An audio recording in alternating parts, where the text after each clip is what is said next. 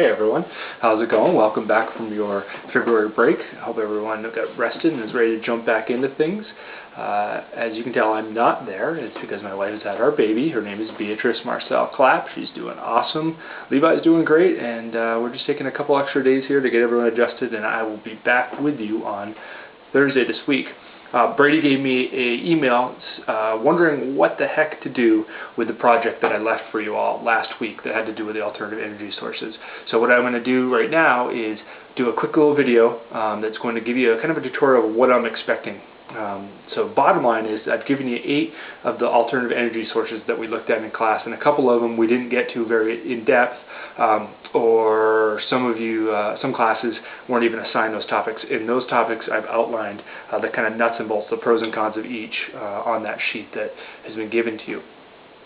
You're going to take those 8 things and you're going to kind of personify them in a wrestling character mode.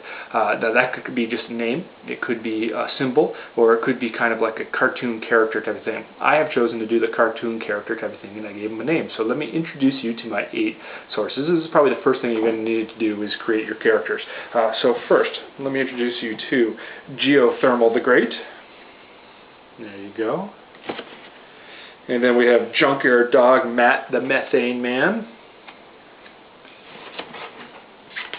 And then Terrence the Tidal Turbine. Let me introduce you to Zach the Solar Panel.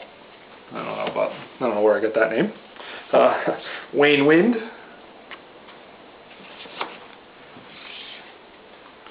The Combustible Brian Wood Biomass.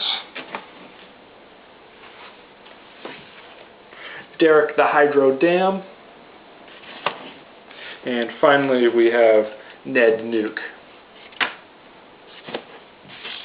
Now you're probably wondering, what is it that's over here that you can't quite see? So what I'm going to do is I'm going to shift the camera and you're going to see the brackets that I've created. That's going to be your next step, is to create the brackets that are similar to what we have in that handout, where you can sort your 8 into groups of 4 losers and then 4 potential winners, and that's all going to be up to your choice. Now I want it to be subjective, meaning that you have some say in it and a personal opinion, but it also has to be based on some fact as well, and you can't go and say, well, nuclear is awesome because it's awesome. You have to say that it's awesome because it's reliable, it's efficient, ...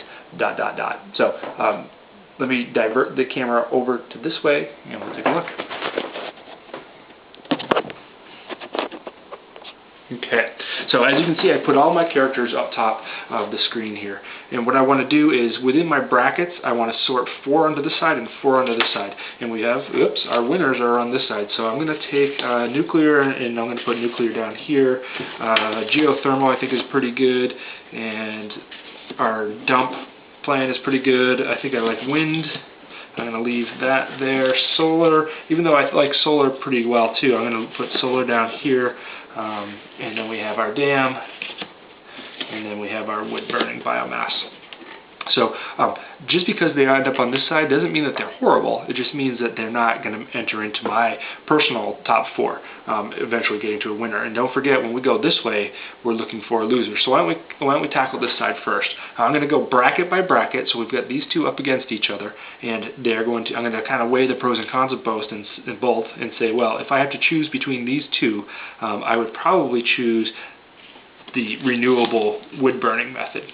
And so now I move that person up a bracket, and what I need to do is probably on another piece of paper, though I've given you a couple options. If you can fit a justification somewhere up here, then you can feel free to do that. But I need to say, well, why did this person not beat this person? And don't forget, when I say beat on this side, we're saying that they're actually worse. Okay, and I'm going to say, well, this one's pretty good, this one's worse because of all the fossil fuels that it still puts up in the air, and the manpower that goes behind it, for instance. That's what I'd say. And so then I go down to my next bracket and I say, okay, who's worse out of these 2? And I'm going to choose nuclear as being worse than solar. Solar's not that bad, but it costs a lot, but the cost of this versus and the potential length that the uranium will last us are things that I don't like about it.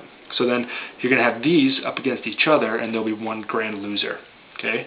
Now, if you divert your attention to this side, we're looking for one of these 4 to move over to the big winner. So you go through the same process. You say, okay, I like tidal quite a bit because of the location that we're in, and then you take a look at.